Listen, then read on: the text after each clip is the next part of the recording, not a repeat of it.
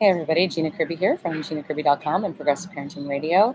And today, in honor of World Down Syndrome Awareness, I wanted to share with you something that you're probably not going to see during this week.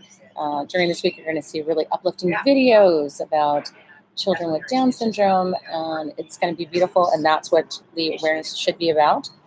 But I wanted to bring some awareness to something that people don't ever get to hear about, or at least very few people ever get to hear about. And that is what happens to parents when they discover for the first time that their child is going to have Down syndrome, or will, or already does, whether that's in a prenatal appointment or 2 days after their child's born, or even a week or 6 months, which has happened to some of my friends. And so I wanted to share that with you today.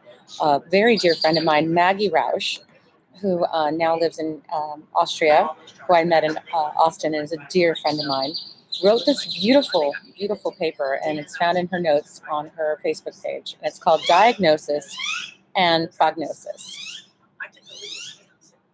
And I want to make sure that I alert everyone that this is for doctors, midwives, and nurses. This is for people who are the very first people on the scene, the people who know about pregnancy or who are there the day the baby's born. This is for you. This is for parents who are about to have a child with Down syndrome that they know about, or for parents who just discovered it. But more than anything else, this is for you, dear doctors, nurses, and midwives, and for doulas too. I think this is incredibly important information. So here we go. Dear doctors, midwives, and nurses, conveying a diagnosis of trisomy 21 or any other diagnosis is perhaps not easy for some of you. However, I really appreciate your work, your knowledge, your competence, and your commitment very much.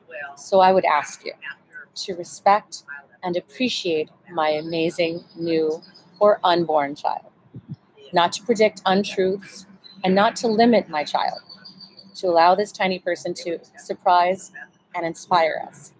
The diagnosis of free trisomy 21 for my daughter should have sounded different to the one I was given. Maybe something like this. Congratulations on the birth of your daughter, your beautiful daughter. May I hold her? She is the gentlest little thing I have held in a long time. A miracle. We have just received the results from the lab, and we now know for certain that she has a whole extra chromosome 21. We call this trisomy 21 or Down syndrome. Now, I am happy to answer any questions you might have, and if I do not have the answers, then I will work to find them. Let me tell you a few things we would say are typical for trisomy 21. Of course, each child is unique, and everyone develops in his or her own way, but a few similarities have been observed. Quite certainly, you are going to fall in love with your child, head over heels in love, because this child is going to be able to do something that I have no words for. It is an extraordinary gift. You're going to love this child so much. You will love and be loved as never before. Your baby will probably be especially cuddly because she has lower muscle tone, and this is why she's so adorably huggable. Everyone will want to hold this child. Your baby will perhaps seem quieter and more content than many other babies, simply more relaxed and calm, the proverbial easy child. Your baby will learn everything she needs to learn, and you will be there to help and support her. Exploit every single opportunity and resource. Never underestimate your child. Don't take no for an answer. Become the best advocate for your child's rights.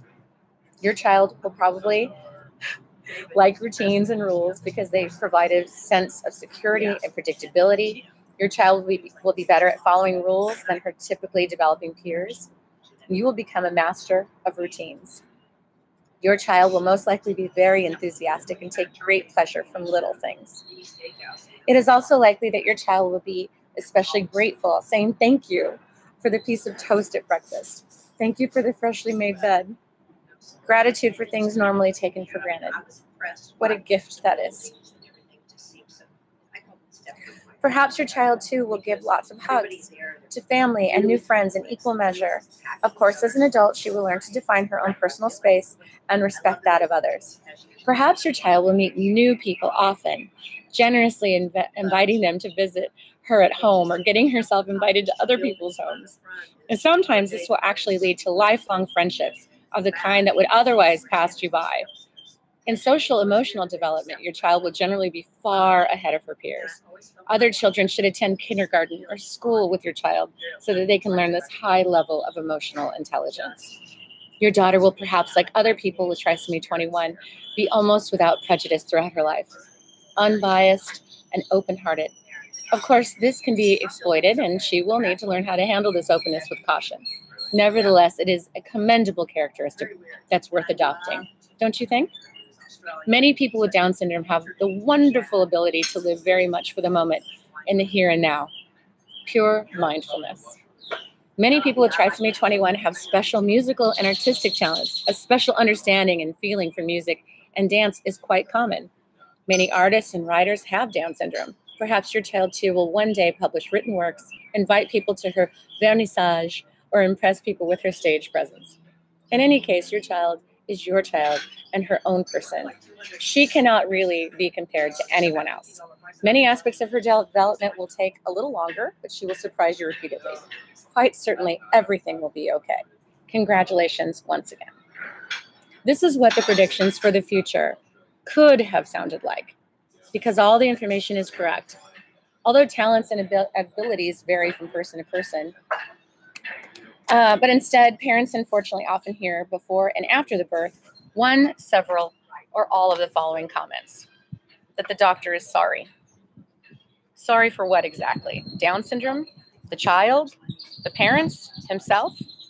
If pity were appropriate, then the same rules apply to everyone. Then pity the poor doctor for his unfortunate hairdo. Sorry, but I am only being mean in order to illustrate my point. Maybe, or his big nose or his bad breath. And the parents can unabashedly say all of this to him. No, of course not. So there you are. Please, no pity, only acceptance. What this child apparently won't be able to do, please. How exactly does the doctor know this? Real clairvoyance should be better paid than the medical profession. No one else is told what he or she won't be able to do as soon as they're born. Predictions of any limitations are inaccurate, often wrong, and there is no need for them.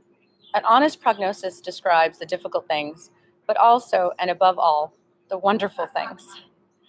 What deficiencies and problems this child has and will have, the terrible power of negative words. Negative, flippant words and a good mood rarely go together. But after the wonder of a birth, genuine 3D printing, what we all need is a good mood to deal with the exhaustion and all these new emotions. Do not ruin this good mood, especially when this teeny tiny chromosome considered by itself is not really a cause for concern. So, dear doctors, midwives, and nurses,